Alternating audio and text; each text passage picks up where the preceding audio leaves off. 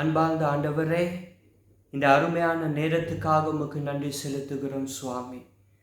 விசேஷமாக இந்த ஆராதனைக்காக நாங்கள் ஜெபிக்கிறோம். இந்த ஆராதனை முற்றுமுழுதாக உமது கரங்களிலே ஒப்பு கொடுக்கிறோம் ஆண்டவரே.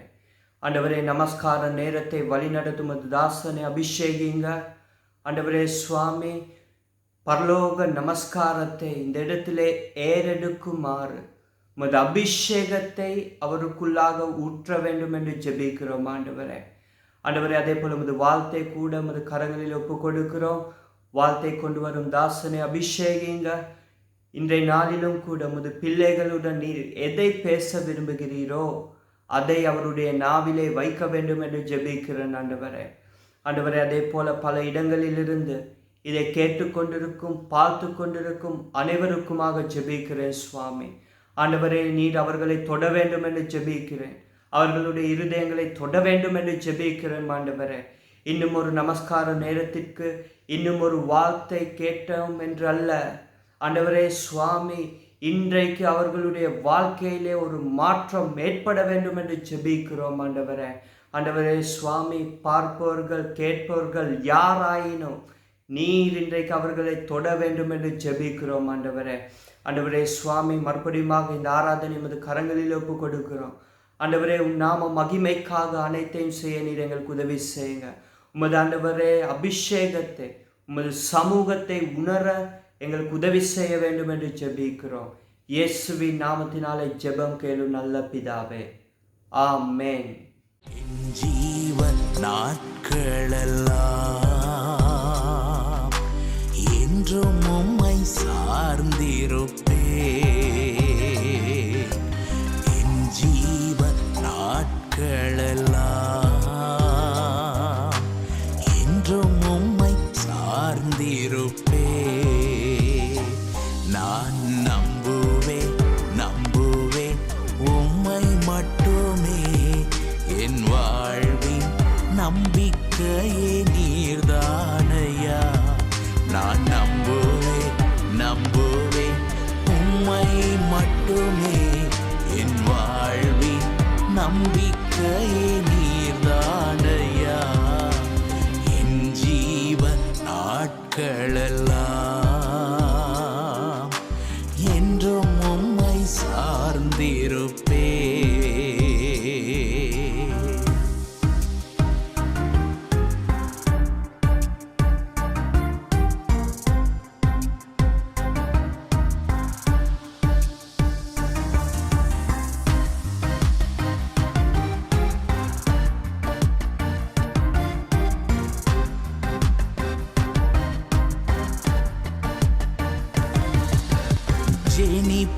ஜெனிப்பித்தவர் நீர்தானையா.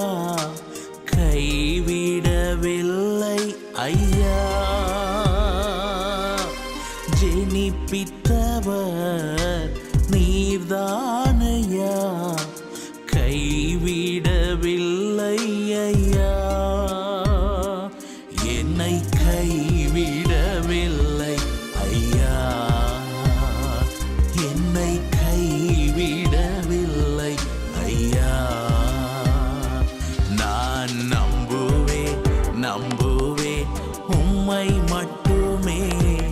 என் வாழ்வின் நம்பிக்கையே நீர்தானையா. நான் நம்புவேன் உம்மை மட்டுமே. என் வாழ்வின் நம்பிக்கையே நீர்தானையா.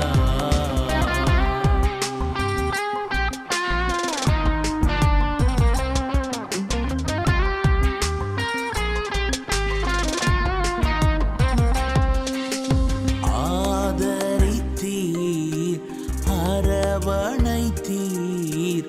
உம் தோளில் என்னை சுமந்தீர். ஆதரித்தீர் அரவணைத்தீர். உம் தோளில் என்னை சுமந்தீர். உம் தோளில் என்னை சுமந்தீர். உம் தோளில் என்னை சுமந்தீர். நான் நம்புவேன் உம்மை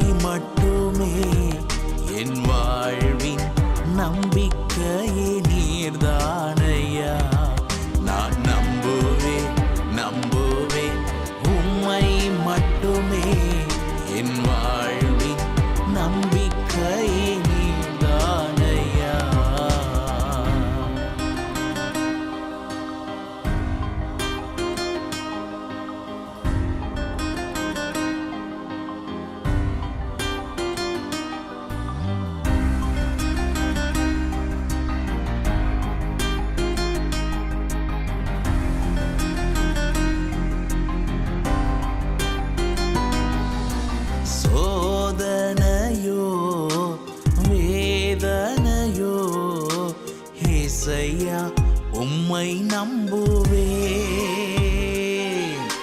சோதனையோ வேதனையோ ஏசையா உம்மை நம்புவேன். ஏசையா உம்மை நம்புவேன். ஏசையா உம்மை நம்புவேன். நான் நம்புவேன் நம்புவேன் உம்மை மட்டுமே. என் வாழ்வின் நம்பிக்கையே நீர்தானையா. நான் நம்புவேன் நம்புவேன் உம்மை மட்டுமே. என் வாழ்வின் நம்பிக்கையே நீர்தானையா.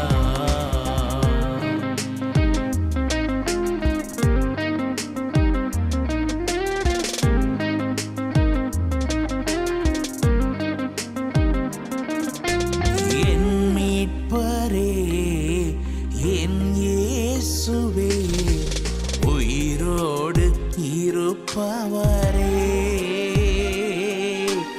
என் மீட்பரே என் இயேசுவே உயிரோடு இருப்பவரே. உயிரோடு இருப்பவரே. என்றும் உயிரோடு இருப்பவரே. நான் நம்புவேன் நம்புவேன் உம்மை மட்டுமே. என் வாழ்வின் நம்பிக்கையே நீர்தானையா. நான் நம்புவேன் நம்புவேன் உம்மை மட்டுமே.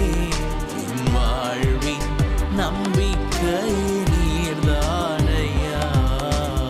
என் ஜீவ நாட்களெல்லாம் என்றும் உம்மை சார்ந்திருப்பேன். என் ஜீவ நாட்களெல்லாம் என்றும் உம்மை சார்ந்திருப்பேன். நான் நம்புவேன் நம்புவேன் உம்மை மட்டுமே. என் வாழ்வின் நம்பிக்கையே நீர்தானையா. நான் நம்புவேன் நம்புவேன் உம்மை மட்டுமே. என் வாழ்வின் நம்பிக்கையே நீர்தானையா.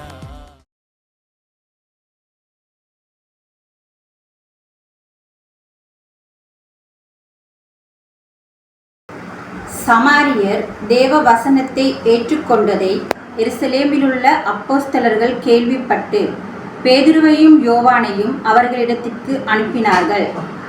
இவர்கள் வந்த பொழுது அவர்களில் ஒருவனும் பரிசுத்த ஆவியை பெறாமல் கர்த்தராகிய இயேசுவின் நாமத்தினாலே ஞானஸ்தானத்தை மாத்திரம் பெற்றிருந்தவர்களாக கண்டு அவர்கள் பரிசுத்த ஆவியை பெற்றுக்கொள்ளும்படி அவர்களுக்காக ஜெபம் பண்ணி அவர்கள் மேல் கைகளை வைத்தார்கள். அப்பொழுது அவர்கள் பரிசுத்த ஆவியை பெற்றார்கள். கர்த்தர் மேல் நம்பிக்கை வைக்கும் மனுஷன் கர்த்தரை நம்பிக்கையாய் கொண்ட மனுஷன் கர்த்தர் மேல் நம்பிக்கை வைக்கும் மனுஷன்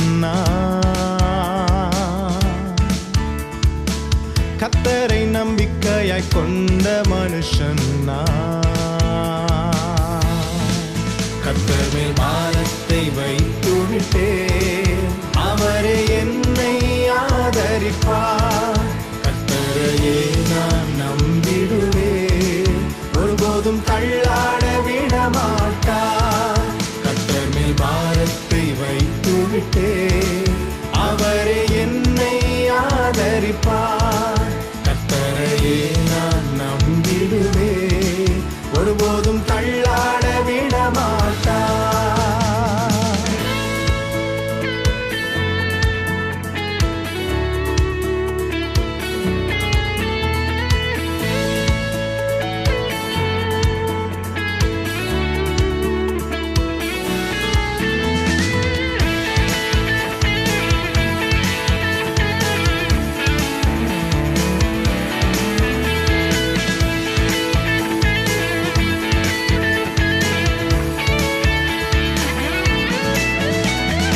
உஷ்ணம் வருவதை பாராமல் என் இலைகள் பச்சையாயிருக்கும். மழை தாழ்ச்சியான வருஷங்களிலும் வருத்தமின்றி கனி கொடுக்கும். இம்மரம் உஷ்ணம் வருவதை பாராமல் என் இலைகள் பச்சையாயிருக்கும். மழை தாழ்ச்சியான வருஷங்களிலும் வருத்தமின்றி கனி கொடுக்கும். என் வேர்கள் தண்ணீருக்குள், என் நம்பிக்கை இயேசுவின் மேல். என் வேர்கள் தண்ணீருக்குள், என் நம்பிக்கை இயேசுவின் மேல். கர்த்தர் மேல் நம்பிக்கை வைக்கும் மனுஷன் கர்த்தரை நம்பிக்கையாய் கொண்ட மனுஷன்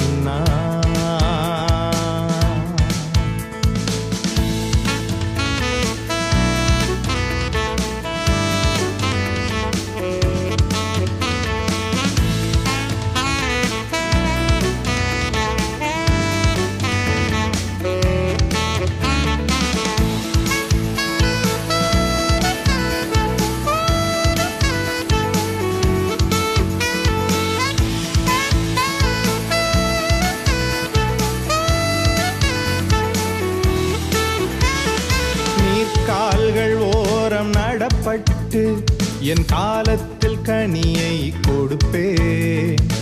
இலையுதிராமரம் போல் இருப்பேன், நான் செய்வதெல்லாம் வாய்க்கச் செய்வீர். நீர் கால்கள் ஓரம் நடப்பட்டு என் காலத்தில் கனியை கொடுப்பேன். இலையுதிராமரம் போல் இருப்பேன், நான் செய்வதெல்லாம் வாய்க்கச் செய்வீர். உம் வேதத்தில் பிரியம் கொண்டு அதை ராப்பகல் தியானிப்பதா. உம் வேதத்தில் பிரியம் கொண்டு அதை ராப்பகல் தியானிப்பதா. கர்த்தர் மேல் நம்பிக்கை வைக்கும் மனுஷன் கர்த்தரை நம்பிக்கையாய் கொண்ட மனுஷன்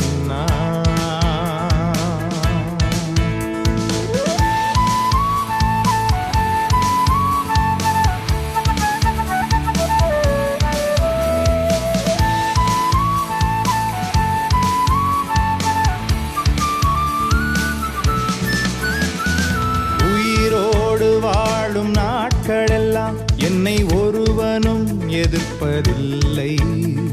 என் வழியை வாய்க்கச் செய்திடுவேன், புத்திமானாய் நடந்து கொள்வேன். உயிரோடு வாழும் நாட்களெல்லாம் என்னை ஒருவனும் எதிர்ப்பதில்லை.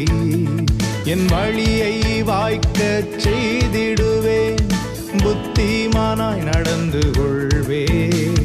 என் வாய் விட்டு பிரிவதில்லை, அதை தியானிக்க மறப்பதில்லை. உம் வார்த்தை என் வாய் விட்டு பிரிவதில்லை, அதை தியானிக்க மறப்பதில்லை. கர்த்தர் மேல் நம்பிக்கை வைக்கும் மனுஷன் கர்த்தரை நம்பிக்கையாய் கொண்ட மனுஷன் கர்த்தர் மேல் நம்பிக்கை வைக்கும் மனுஷன் கர்த்தரை நம்பிக்கையாய் கொண்ட மனுஷன் கர்த்தர் மேல் பாரத்தை வைத்து விட்டேன், அவரே என்னை ஆதரிப்பார். கர்த்தரையே நான் நம்பிடுவேன், ஒருபோதும் தள்ளாட விடமாட்டார். கர்த்தர் மேல் பாரத்தை வைத்து விட்டேன், அவரே என்னை ஆதரிப்பார். கர்த்தரையே நான் நம்பிடுவேன், ஒருபோதும் தள்ளாட விடமாட்டார்.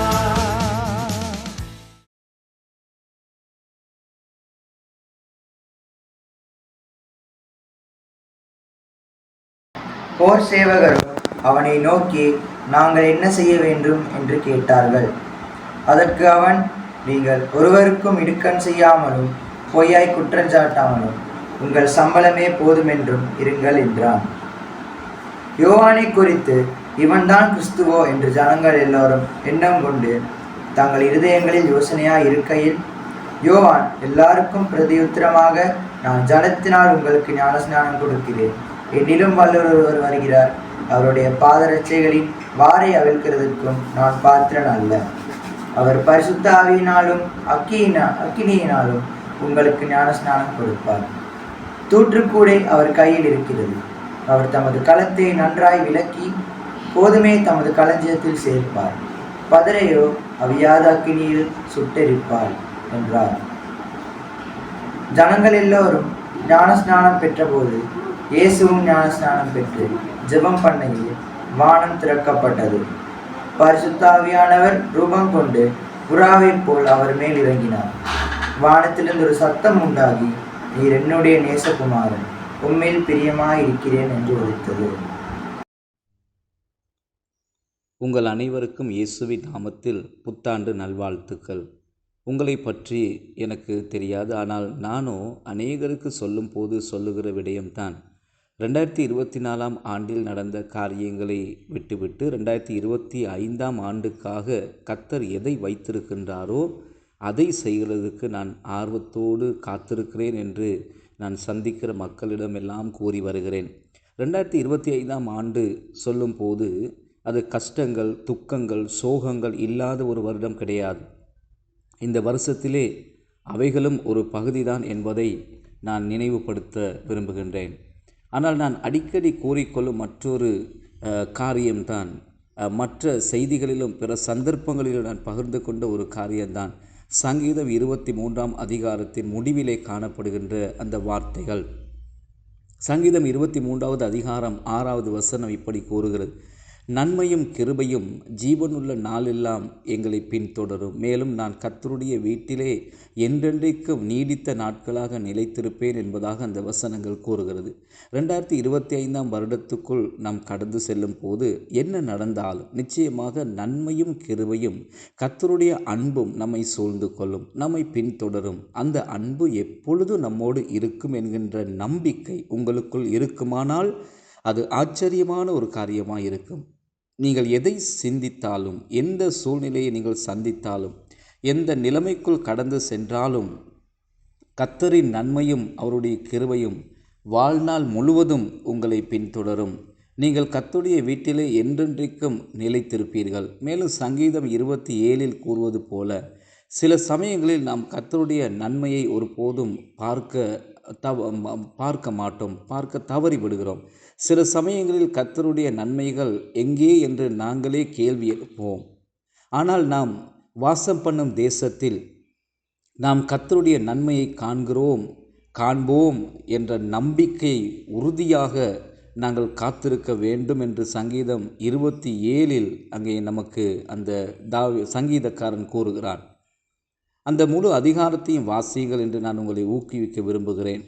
ஆனால் 2025 ஆண்டுக்கு கடந்து செல்லும் போது கர்த்தருடைய நன்மைகளை குறித்து நமக்கு நம்பிக்கையுடன் இருக்க முடியும்.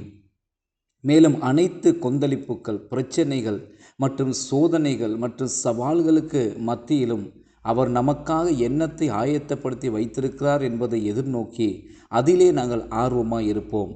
இந்த உலகத்திலே வாழும் வரைக்கும் ஒவ்வொரு ஆண்டிலும் நாம் இதை எதிர்கொள்ளத்தான் வேண்டும். இதை நம்மால் தவிர்க்க முடியாது. இன்றைக்கு நாம் பார்க்கும் வேத பகுதியானது இத்தகைய காரியங்களோடு தொடர்புடைய ஒன்றாக காணப்படுகிறது. அதனால்தான் இந்த காரியங்களை ஒரு பின்னணியாக நான் உங்களோடு கூட சிறிது நேரம் எடுத்து பகிர்ந்து கொண்டேன். நாங்கள் இன்றைக்கு தெரிந்து கொண்ட வேத பகுதி லூக்கா எழுதின சுவிசேஷம் 3வது அதிகாரம். உண்மையிலே இந்த அதிகாரமானது 2 விதமான பிரிவுகளை கொண்டிருக்கிறது. 15வது வசனம் முதல் 17வது வசனம் வரைக்கும் ஒரு பகுதியாகவும், 21வது வசனம் தொடங்கி 22வது வசனம் வரைக்கும் இன்னொரு பகுதியாக காணப்படுகிறது. ஆனால் நான் இவ்வசனங்களில் முடிவில் இருந்து ஆரம்பிக்க விரும்புகிறேன். காரணம், இந்த 2 பகுதிகளும் எப்படி முடிகிறது என்பதை உங்களுக்கு காண்பித்து கொடுக்க விரும்புகிறேன். ஏனெனில் இதுவும் ஒரு நாம் புதிய ஆண்டுக்குள் கடந்து செல்லும் போது நாம் தொடங்குவதற்கான ஒரு சிறந்த இடமாக காணப்படுகிறது. மற்றும் மக்கள் எல்லா வகையான புத்தாண்டு தீர்மானங்களையும் எடுப்பார்கள். மக்கள் வெவ்வேறு வகையான யோசனைகள் மற்றும் ஆசைகள் கனவுகளோடு அவைகள் நிறைவேறும் என்கின்ற நம்பிக்கையோடு ஒரு புதிய ஆண்டின் தொடக்கத்திலே அவர்கள் கால் வைப்பார்கள். மக்கள் தங்களை தாங்களே ஊக்கப்படுத்த முயற்சிக்கும் வழிகளில் இதுவும் ஒன்றாகும். அல்லது அவர்கள் சில மாற்றங்களை செய்ய அல்லது சில விஷயங்கள் நடப்பதை பார்க்க அல்லது சில விஷயங்களை சாதிக்க அவர்கள் மிகவும் தீவிரிப்பதை முயற்சிப்பதை நாங்கள் பார்க்கிறோம். ஆனால் இந்த புத்தாண்டுக்கு செல்லும் போது நீங்கள் இதை கேட்க வேண்டும் என்று நான் விரும்புகிறேன். ஏனென்றால் 2025ஆம் ஆண்டுக்காக கர்த்தர் எதை ஆயத்தப்படுத்தி வைத்திருக்கிறாரோ அதை ஏற்றுக்கொள்ள நாங்கள் திறந்த மனதோடு இருதயத்தோடு இருக்க வேண்டும். மேலும் நமக்காக அவர் செய்யும் நன்மையில் நாம் நம்பிக்கையோடு இருக்க காத்திருக்க வேண்டும். நமக்கு அவருடைய அன்பிலே நிலைத்திருக்கவும் இளைப்பாறவும் முடியும் என்பதை நாம் விசுவாசிக்க வேண்டும். இங்கே நான் என்னத்தை சொல்ல விரும்புகிறேன் என்றால், அவர் பாவமற்ற ஆட்டுக்குட்டியாக இருந்தாலும் தேவனுடைய ஒரே பேரான குமாரனாக இருந்தாலும் அவர் கர்த்தருடைய வழிகளிலே நடந்த அவருடைய சித்தத்துக்கு கீழ்ப்படிவதை நாங்கள் அவர் பெற்ற ஞானஸ்நானத்தை கூடாக அறிந்து கொள்கின்றோம். அந்த ஞானஸ்நானம் நமக்கு அந்த விஷயத்தை கற்றுக் கொடுக்கிறது. இது ஒரு நல்ல நினைவூட்டல், நமக்கு இது ஒரு நல்ல உதாரணமாக காணப்படுகிறது. இயேசுவே ஞானஸ்நானம் பெற்றார் என்றால் நாம் இன்னும் எவ்வளவு அதிகமாக ஞானஸ்நானம் பெற வேண்டும் என்று பாருங்கள். நாம் பாவம் செய்யாதவர்கள் அல்ல, இருந்தாலும் ஞானஸ்நானம் பெறுவது நம்மை நம் பாவத்திலிருந்து காப்பாற்றுகிற ஒரு செயலும் கிடையாது. ஆனால் அது நமது விசுவாசத்தின் அடையாளம் மற்றும் நம்முடைய உள்ளார்ந்த வாழ்க்கையில் உண்மையான மாற்றத்தின் வெளிப்பாடாக அது காணப்படுகிறது. இயேசு நம் இரட்சகர் என்பதையும் நாம் அவரை பின்பற்றுகிறோம் என்பதையும் அவர் மீது நாம் நம்முடைய விசுவாசத்தை வைத்துள்ளோம் என்கிற உண்மையை வெளிப்படுத்தும் ஒரு அடையாளமாகத்தான் இந்த ஞானஸ்நானம் என்கிற காரியம் காணப்படுகிறது. அவர் நம்முடைய பாவங்களை கழுவிவிட்டார். நீங்கள் இன்னும் ஞானஸ்நானம் பெறவில்லை என்றால் நீங்கள் இயேசுவின் முன்மாதிரியை பின்பற்றி ஞானஸ்தானத்தை பெற்றுக்கொள்ளும் ஆண்டாக இந்த 2025ஆம் ஆண்டு இருக்கட்டும் என்று நான் பிரார்த்திக்கிறேன். நான் உங்களை ஊக்குவிக்கிறேன். இந்த வழியில் இயேசுவுடன் நம்மை அடையாளப்படுத்துவது ஒரு அழகான ஒரு ஆசீர்வாதமான அனுபவமாக காணப்படுகிறது. வேதத்தில் இந்த பகுதியில் அவருடைய ஞானஸ்நானமானது குறிப்பிடப்பட்டிருக்கிறது. அந்த நேரத்தில் மிகவும் விசேஷமான ஒரு சம்பவம் நடக்கிறது. அதை கண்டவர்கள் சாட்சி அளிக்கிறார்கள் மற்றும் வேதத்தில் அந்த விடயம் மிகவும் தெளிவாக பதிவு செய்யப்பட்டிருக்கிறது. நிச்சயமாகவே அது இயேசுவுக்கு மட்டுமே தனித்துவமான ஒரு அனுபவமாய் காணப்படுகிறது. ஆனால் நான் ஞானஸ்நானம் எடுத்த போது நான் உணர்ந்த சமாதானம் மற்றும் வல்லமை இன்றும் எனக்கு ஞாபகம் இருக்கிறது. இவைகளை நான் உணர காரணம் ஞானஸ்நானத்தில் ஏதோ ஒரு மேஜிக் இருந்ததால் அல்ல, மாறாக அது என் வாழ்வில் ஒரு கீழ்ப்படிதலின் கிரியையாக காணப்பட்டது. நான் கர்த்தருக்கு கீழ்ப்படிந்து நடக்கும் எல்லா நேரத்திலும் அவர் என்னை ஆசீர்வதிக்கிறார். அவர் நம்மை ஆசீர்வதிக்கிறார். அவர் நம்மை செய்ய அழைத்த காரியத்தை நாங்கள் செய்யும் போது அவருடைய பிரசன்னம், அவருடைய மகிழ்ச்சி நாங்கள் நம்முடைய வாழ்க்கையிலே அனுபவிக்கக்கூடியதாக இருக்கிறது. எனவே நீங்கள் ஏற்கனவே ஞானஸ்நானம் எடுக்கவில்லை என்றால் நீங்கள் ஞானஸ்நானத்தை பெற்றுக்கொள்ள உங்களை ஒப்புக்கொடுங்கள் என்று உங்களை ஊக்குவிக்க விரும்புகிறேன். ஆனால் இயேசு ஞானஸ்நானம் எடுத்த போது என்ன நடந்தது என்பதை கவனியுங்கள். இவர் என்னுடைய நேசகுமாரன், நான் இவரில் பிரியமாக இருக்கிறேன் என்று வானத்திலிருந்து ஒரு சத்தம், ஒரு குரல் வருவதை நாங்கள் பார்க்கிறோம். எனக்கு இதை முதலிலேயே சுட்டி காட்டி இருக்கலாம். ஏனென்றால் இந்த பந்தியை நான் ஏற்கனவே இந்த பகுதியை நாங்கள் பல இடங்களிலே பார்த்திருக்கிறோம்.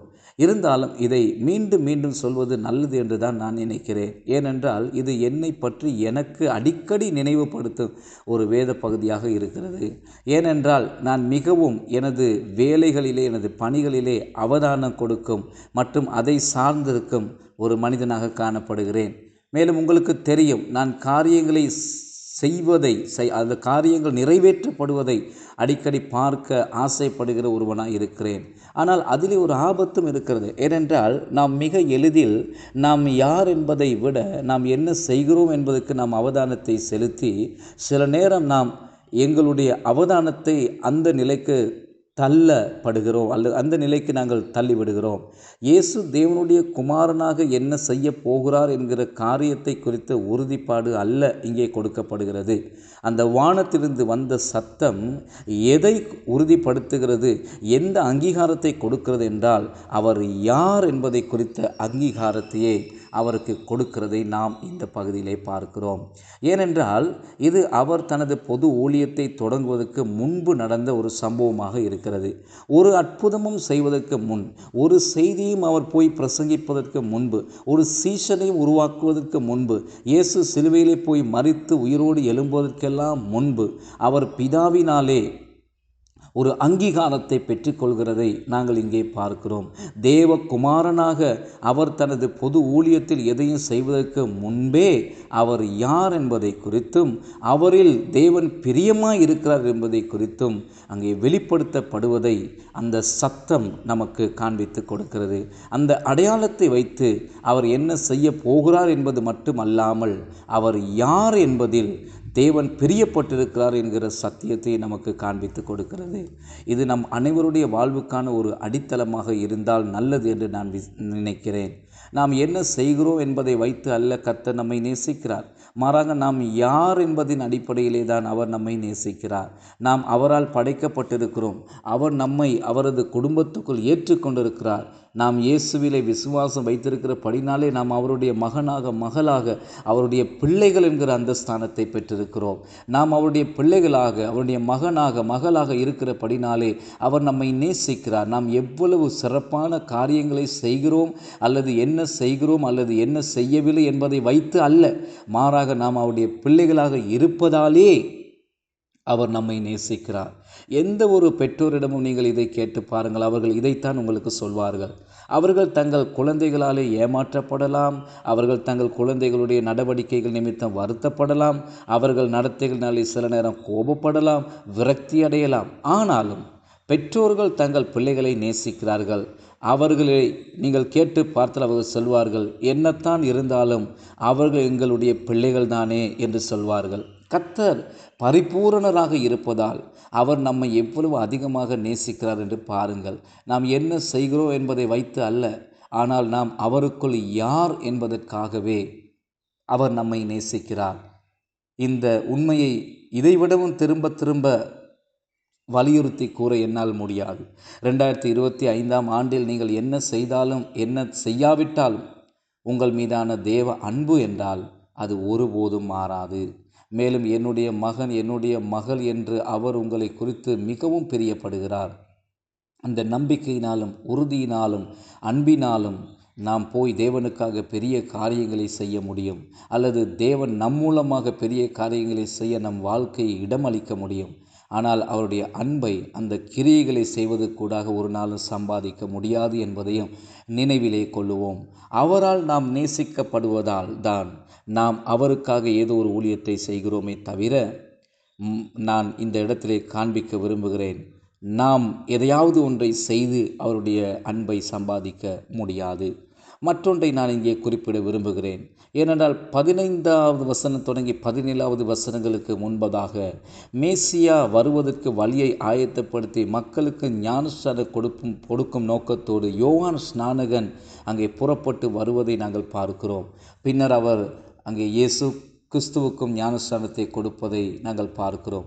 தீர்க்க தரிசனமாய் முன்னுரைக்கப்பட்ட மேசியாவாகிய அந்த கர்த்தர் இவர்தான் என்று மக்கள் யோவானை குறித்து நம்பி ஆச்சரியப்பட்டு கொண்டிருந்தார்கள்.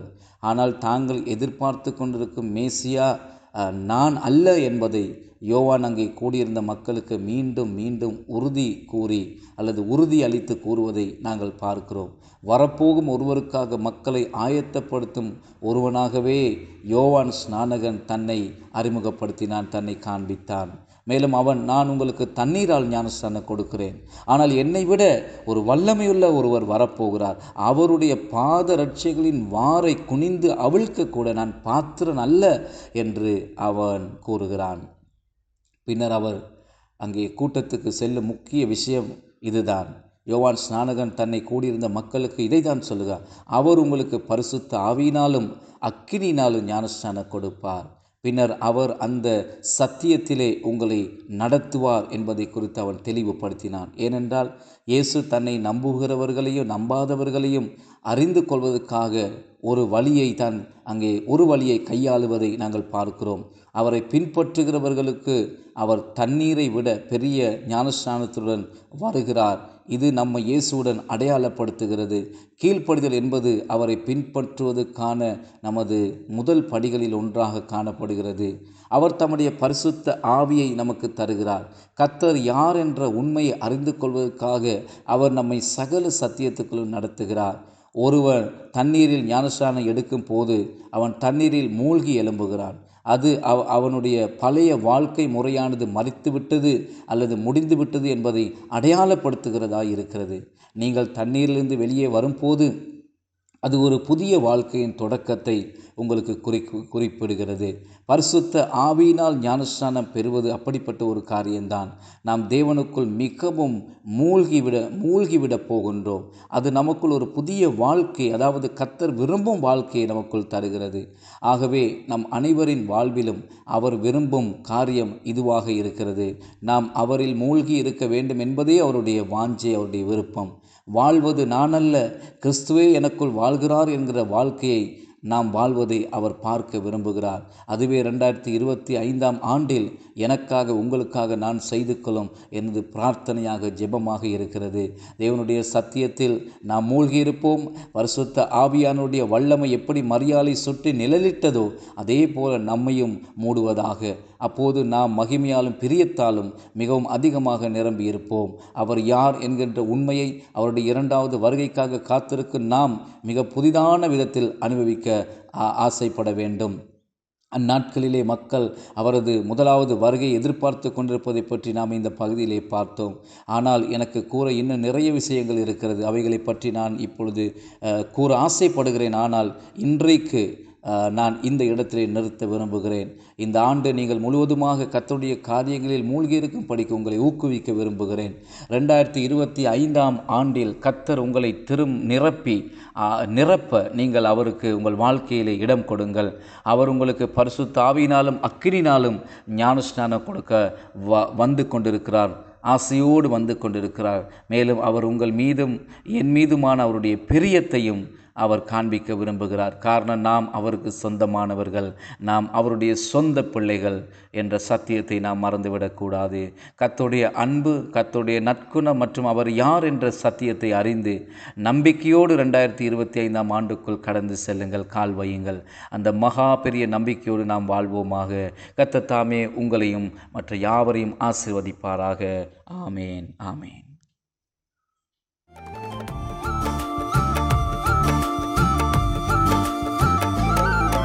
உம்மை நேசித்து நான் வாழ்ந்திட உங்க கிருபை தாருமே. உம்மை வாஞ்சையாய் என்று தொடர்ந்திட உங்க கிருபை தாருமே. உம்மை நேசித்து நான் வாழ்ந்திட உங்க கிருபை தாருமே. உம்மை வாஞ்சையாய் என்று தொடர்ந்திட உங்க கிருபை தாருமே. என்னை அழைத்தவரே உம்மை என்றென்றும் ஆராதிப்பேன். உம்மை உள்ளவரே உம்மை என்றென்றும் துதித்திடுவேன். என்னை அழைத்தவரே உம்மை என்றென்றும் ஆராதிப்பேன். உம்மை உள்ளவரே உம்மை என்றென்றும் துதித்திடுவேன். உம்மை நேசித்து நான் வாழ்ந்திட உங்க கிருபை தாருமே. உம்மை வாஞ்சையாய் என்று தொடர்ந்திட உங்க கிருபை தாருமே. உம்மை நேசித்து நான் வாழ்ந்திட உங்க கிருபை தாருமே. உம்மை வாஞ்சையாய் என்று தொடர்ந்திட உங்க கிருபை தாருமே.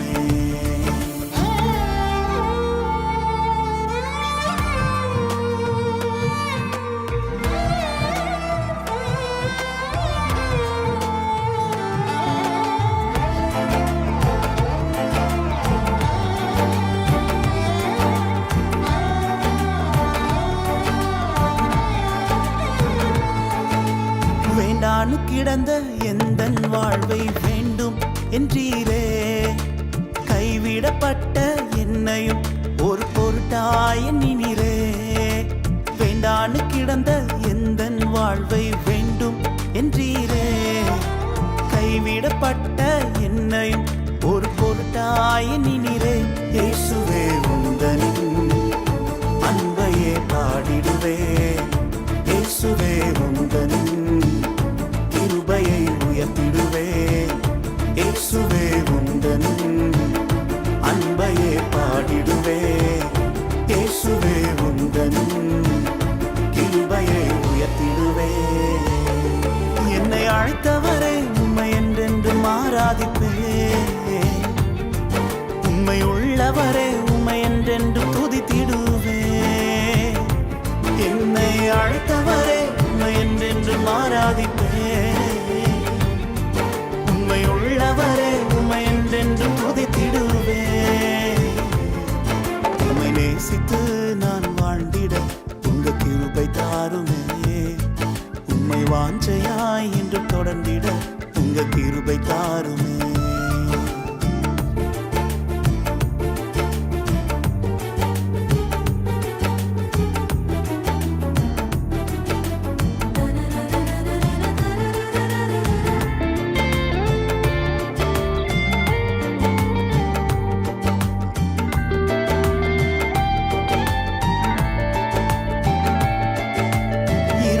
கிடந்த எந்தன் வாழ்வில் ரட்சிப்பை தந்தீரே. அநேகர் வாழ்வை வெளிச்சமாய் மாற்றும் விளக்காய் வைத்தீரே. இருளாய் கிடந்த எந்தன் வாழ்வில் ரட்சிப்பை தந்தீரே. அநேகர் வாழ்வை வெளிச்சமாய் மாற்றும் விளக்காய் வைத்தீரே. இயேசுவே உந்தனின் அன்பையே பாடிடுவே. இயேசுவே உந்தனின் கிருபையை உயர்த்திடுவே. இயேசுவே உந்தனின் அன்பையே பாடிடுவே. இயேசுவே உந்தனின் கிருபையை உயர்த்திடுவே. என்னை அழைத்தவரே உம்மை என்றென்றும் ஆராதிப்பே. உம்மை உள்ளவரே உம்மை என்றென்றும் துதித்திடுவே. என்னை அழைத்தவரே உம்மை என்றென்றும் ஆராதிப்பே. உம்மை உள்ளவரே உம்மை என்றென்றும் துதித்திடுவே. உம்மை நேசித்து நான் வாழ்ந்திட உங்க கிருபை தாருமே. உம்மை வாஞ்சையாய் என்று தொடர்ந்திட உங்க கிருபை தாருமே.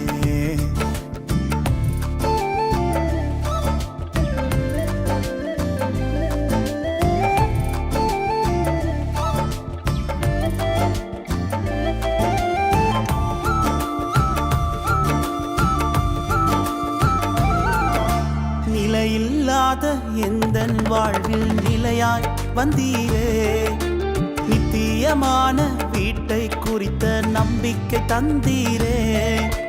நிலையில்லாத எந்தன் வாழ்வில் நிலையாய் வந்தீரே. நித்தியமான வீட்டை குறித்த நம்பிக்கை தந்தீரே. இயேசுவே உந்தனின் அன்பையே பாடிடுவே. இயேசுவே உந்தனின் வருகைக்காய் காத்திருப்பே. இயேசுவே உந்தனின் அன்பையே பாடிடுவே. இயேசுவே உந்தனின் வருகைக்காய் காத்திருப்பே.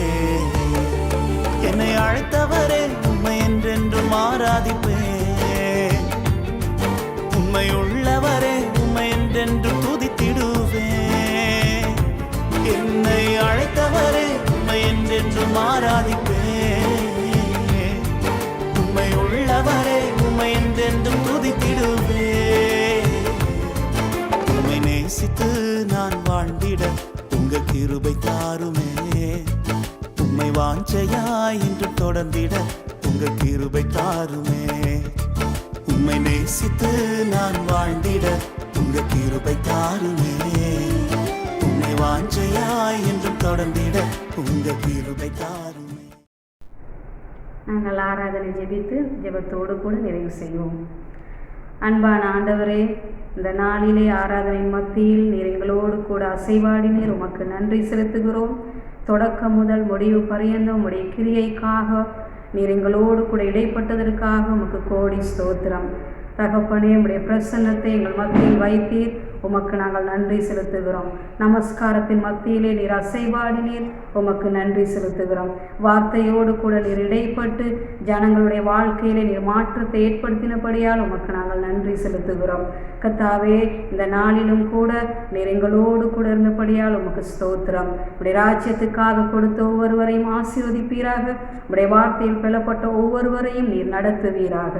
தொடர்ந்து எங்களோடு கூட எங்களை நடத்தியறலும். உடைய கரத்தைக்குள் ஒப்பு கொடுத்து இயேசுவின் நாமத்திலே செபிக்கிறோம் எங்கள் நல்ல தகப்பனே, ஆமென். அறிவெல்லாம் கடந்த கடவுளின் சமாதானம் உங்கள் மனமெல்லாம் நிறையட்டும். கடவுளையும் அவர் மைந்தன் இயேசு கிறிஸ்துவையும் பற்றிய அறிவிலும் அன்பிலும் அது உங்கள் நிலை கொள்ளச் செய்யட்டும். தந்தை, மைந்தன், புனித ஆவியானவராகிய அனைத்து வல்ல கடவுளின் ஆசி எப்போதும் உங்கள் மீதும் உங்களோடும் நிறைவாய் என்றும் தங்குவதாக. ஆமென்.